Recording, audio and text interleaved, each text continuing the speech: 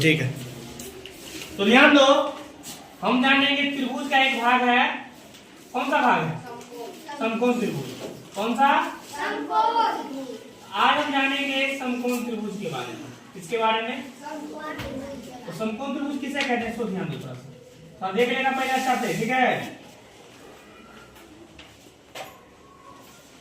तो लिखेंगे जिस त्रिभुज का एक कोण, कितना कोण? एक कोण। हम जानते हैं त्रिभुज में अगर शीर्ष का बात करें तो 3 को शीर्ष होता है, कोण का बात करें तो 3 को कोण होता है, और भुजा का बात करें तो 3 को भुजा होता है। ध्यान रखना है, त्रिभुज में 3 कोण, 3 भुजा और 3 शीर्ष होता है। अब बोलेंगे शीर्ष किसको, सो ध्यान दो। तो ध्यान देना, शीर्ष किसे कहेंगे और कोण किसे कहेंगे और भुजा किसे कहेंगे। तो जो सामने में नजर आ रहा है वो क्या है? शीर्ष है। क्या है? पहला ए, पहला क्या है? ए। इधर क्या है? बी। इधर क्या है? सी। तो ए बी सी क्या हो गया? त्रिभुज का शीर्ष हो गया, ठीक है ना। अब आएंगे कोण पे। ये कौन सा कोण है? कोण ए। कोण ए है, कोण बी है और कोण सी है, ठीक है यहाँ तक, ठीक है ना। अब ध्यान दो, अब भुजा का बात करेंगे। भुजा मतलब होता है, हाँ देखो यहाँ का नाम क्या है? A B. तो भुजा क्या हो गया? A B. इसी तरह खाली है वहां, और इसका नाम क्या हो जाएगा? B C. इसका नाम ए सी या सी ए। किसी को दिक्कत है? अब शीर्ष जान गया, कोण भी मालूम हो गया और भुजा भी मालूम हो गया, मालूम हो सबको? अब ध्यान दो, कोण ए को लिखने का एक और तरीका है। अगर ए को लिखेंगे ना तो ए को बीच में डाल के तीनों भुजा मिला के बना देंगे। अब ध्यान दो कैसे, जैसे हुआ बी ए सी, कोण ए को क्या लिख सकते हैं? बी ए सी, या लिख सकते हैं सी ए बी, कोण सी ए बी। ध्यान दो बीच में क्या आ रहा है? ए। इसका मतलब कोण ए को लिखे। अगर हमको मान लो कोण बी लिखना है तो बी को क्या लिख सकते हैं?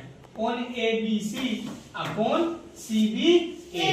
बीच में क्या आ रहा है? बी। समझ आ रहा है बात? अब देखो कोण सी को क्या लिखेंगे, तो ध्यान देना है। तो क्या लिखेंगे? ए सी बी, कोण ए सी बी और कोण बी सी ए। बीच में क्या आ रहा है? तो समझ आ रहा है ना। अगर एक हल्का तरीका से हमको लिखना हो तो डायरेक्ट लिखेंगे कोण ए, कोण बी, कोण सी।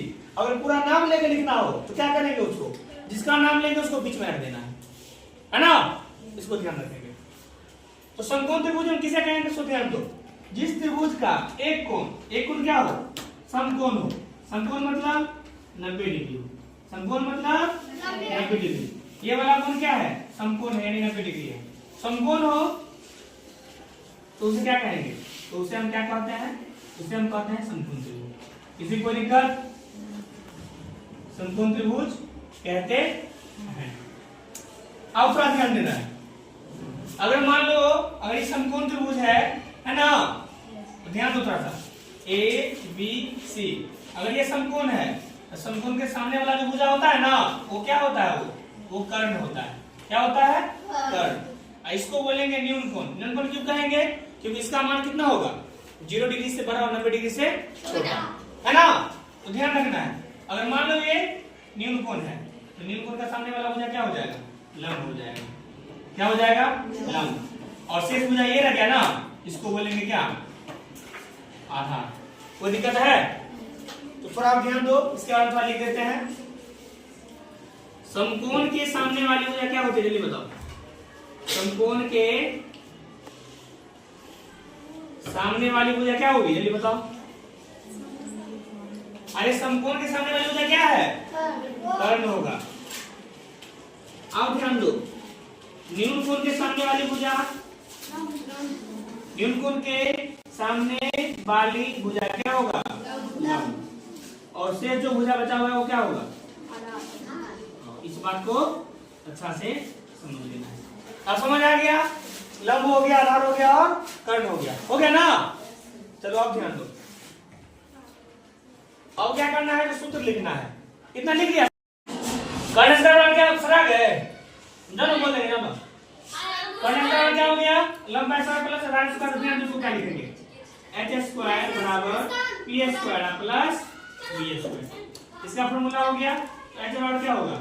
p² plus v²। और यहाँ पे स्क्वायर हटा दिया क्या हो जाएगा रूट अंडर। ये हो गया फॉर्मूला। अब ध्यान दो b बराबर क्या होगा h square minus p square. अगर यहाँ स्क्वायर होगा तो सब स्क्वायर, अगर यहाँ स्क्वायर होगा तो क्या होगा रूट अंडर हो जाएगा। इसको याद कर लेना है। और मान लो अगर h बराबर फॉर्मूला क्या बोलेगा p बराबर क्या हो जाएगा h square minus b square.